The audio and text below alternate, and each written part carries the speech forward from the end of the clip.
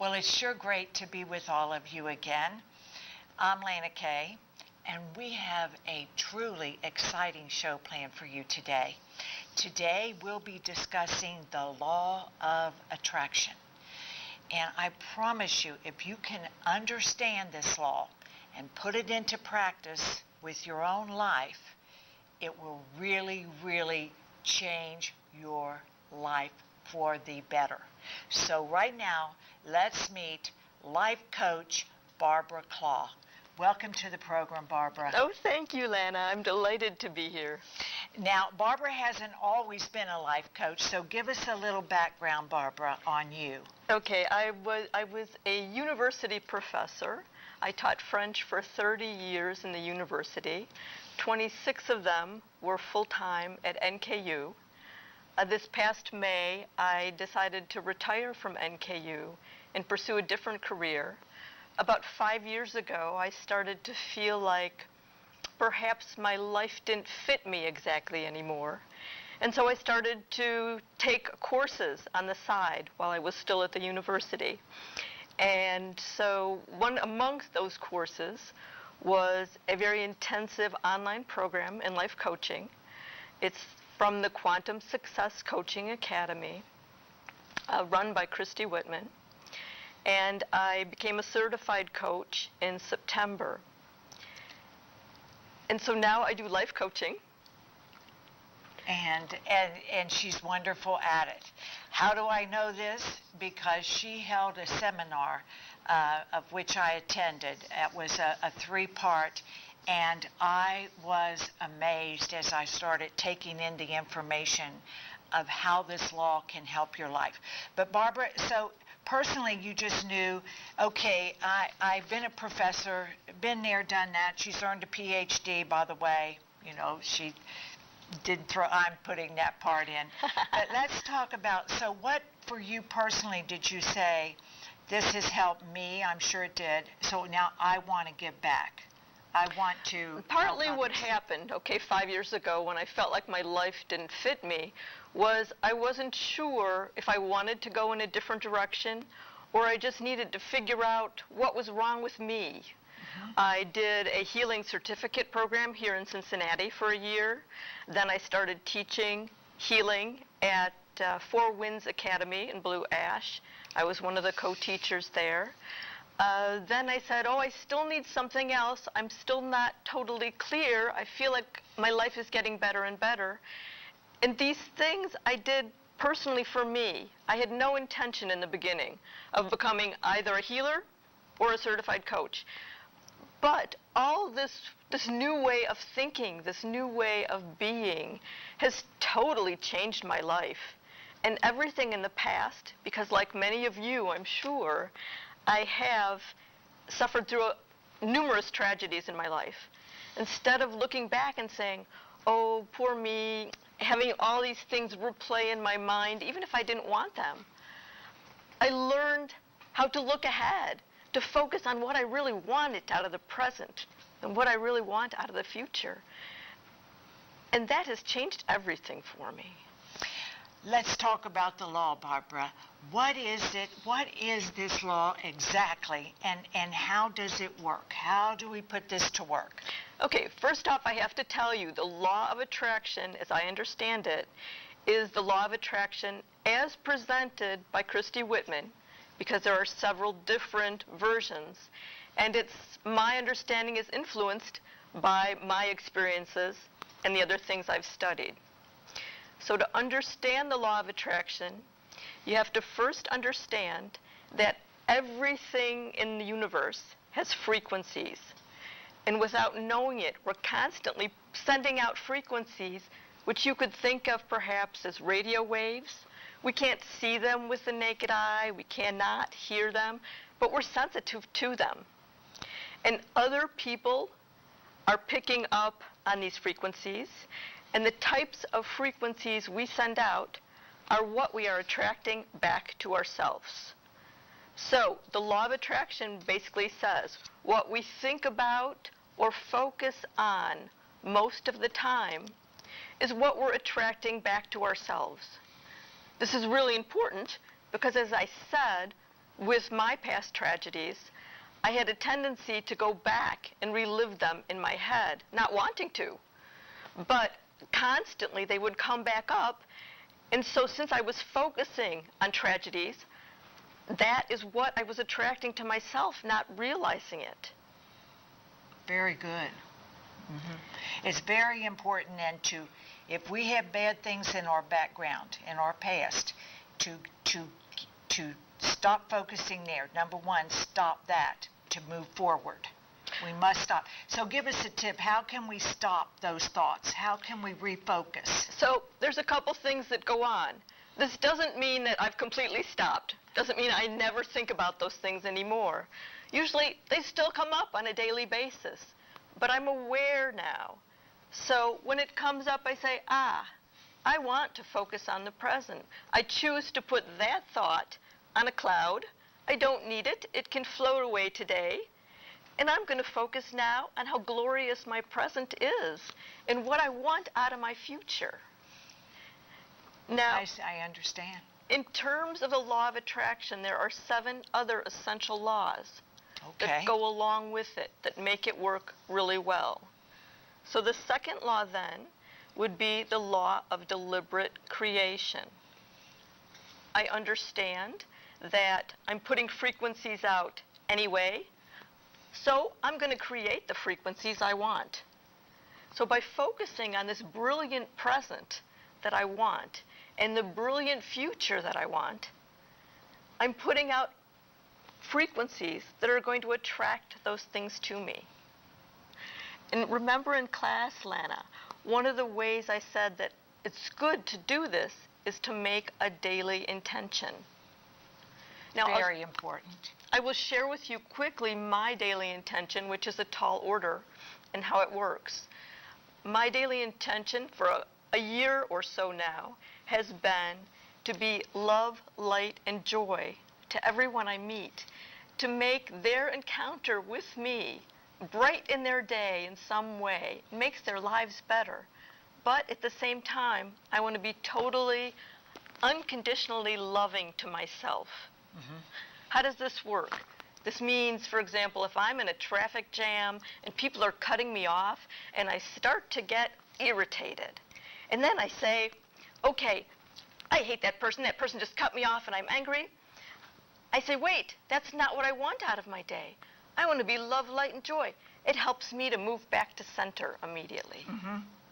To get rid of that negative thought, because that's going to, the next block down is where we have the big fender bender, because that is what we're pulling in. Oh, absolutely. So when we feel that negativity coming in, something angers us, immediately start refocusing on, that's not what I want to, that's not how I want to feel. Okay, very good. How about number 3? Okay. Then the next law would be the law of allowing. The law of allowing has several components. One component, I must allow myself to be who I really am and not feel compelled to be who you want me to be. The other component, I must allow you to be who you are. And so if you're doing something that irritates me, I don't expect you to change for me. A simple example, I have lunch with you every day, you chew with your mouth open, I hate it. I can perhaps say to you, I would really like it if you chew with your mouth shut. But if you choose not to, my choice is either to A, associate with you at different times when you're not eating because I love you to pieces, or B, change my attitude about your open mouth. Right. Or quit having lunch. That's right. All right, now let's just forget lunch. There is one other component to the law of allowing. Okay. And that is when you're making your deliberate creation, you're sending an intention, this is clearly what I want, you can imagine it, you can feel it, you focus on what you want. And now you say, okay, I've pictured it clearly. Is there anything that's keeping me from believing it could happen? And if there is, you need to clear that so you can allow whatever it is you're imagining to come to you. So that is important too. If there's any roadblock in your vision, that must be removed. Absolutely. To allow it to come in. Very good, Barbara. Absolutely. Next. The next law would This is getting good, isn't it? The next law would be the law of sufficiency and abundance.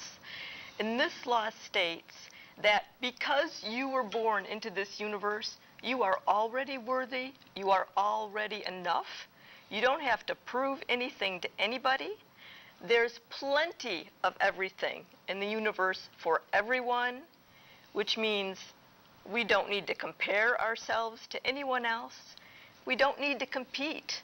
The best way to function would be for us to collaborate and love each other. And it's such a competitive society that, Barbara, if you think someone's getting ahead of you, it's hard to say, no, there's enough. That's their path. This is my path. Stay on my path.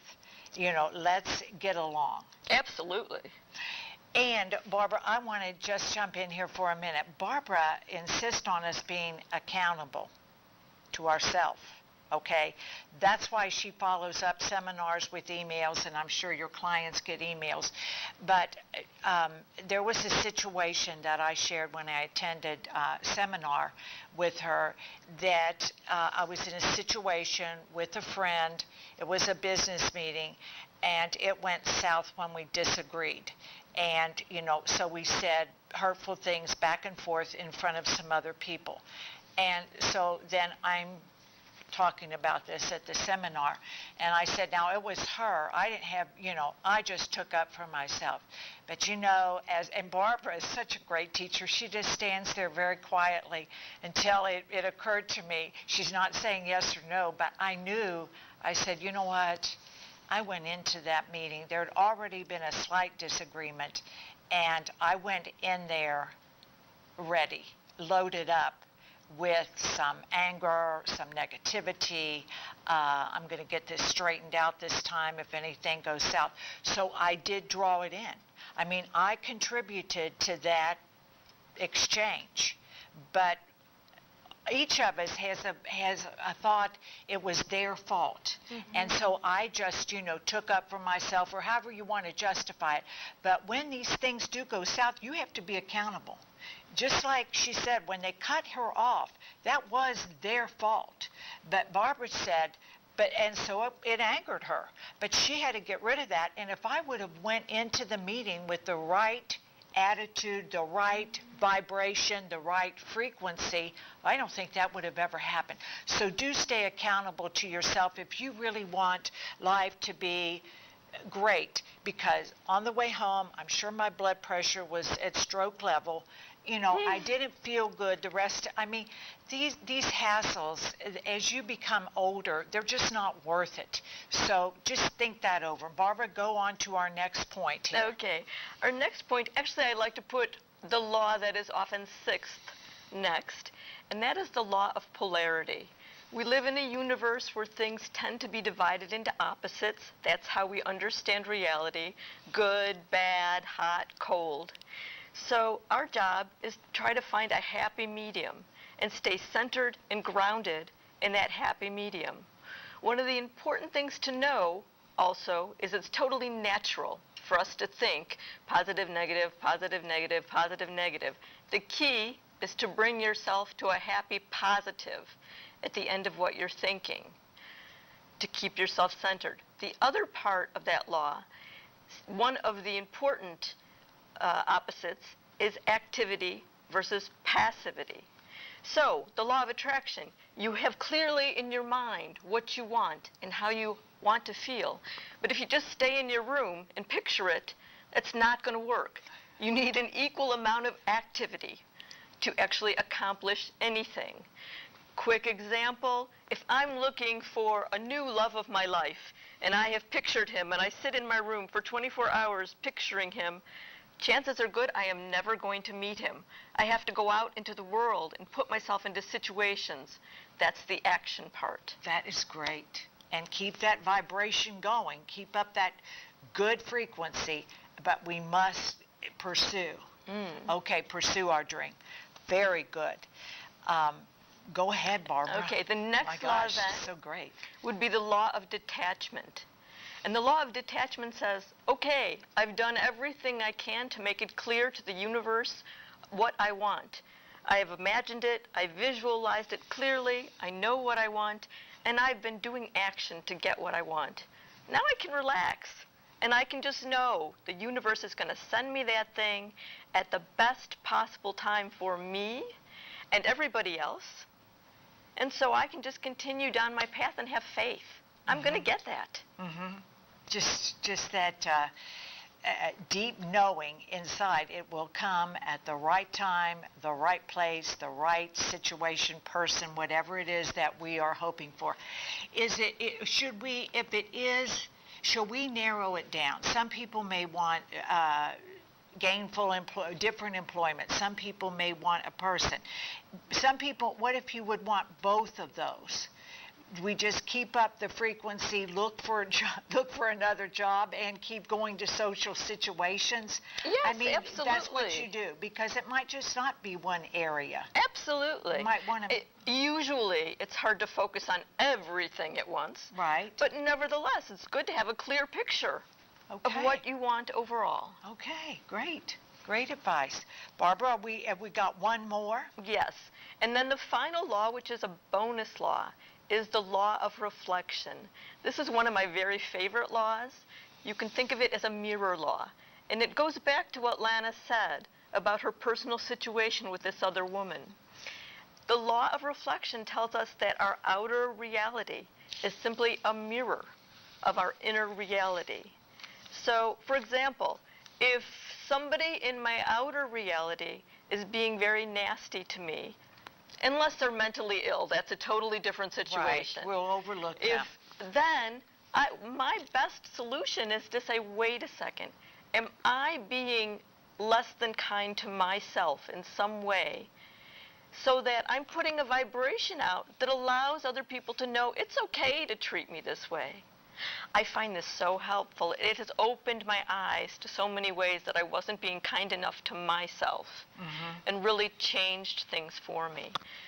The other thing that's really wonderful about this law is that if you look into your universe and you say, I admire this person because they have this quality, that quality, or I don't like that person at all. Look, they have this fault, that fault, I hate that fault. It's because you too either currently have those qualities and faults, or did at some time in your past. If you did not, you would not be able to recognize them.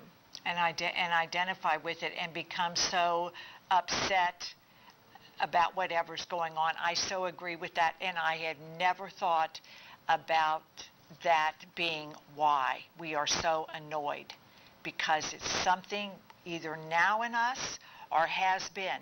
And if you really get honest, that's what's happening. That's what's happening. Absolutely. So that is just great.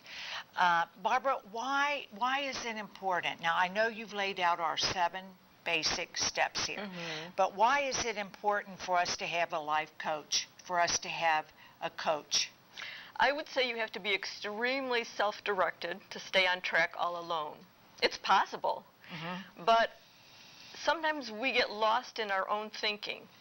And so a life coach would ask you pertinent questions and guide you back to discovering your path, keep you on track for what it is you want. And also, in a life coach, the type of life coaching I do, I would always ask, may I share a personal story to give you some ideas of what I mean about this if you're having trouble? And if you say yes, well then I'll share some incident from my life and what I discovered that really helps me. And I think that's so important. And she is, in seminars, she shared a lot of her past, because we all connect in that way. It might not be exactly the same, but the feeling was the same. The rejection, the blame, the shame, all of those things. It might be different situations, but all of those feelings are in all of us.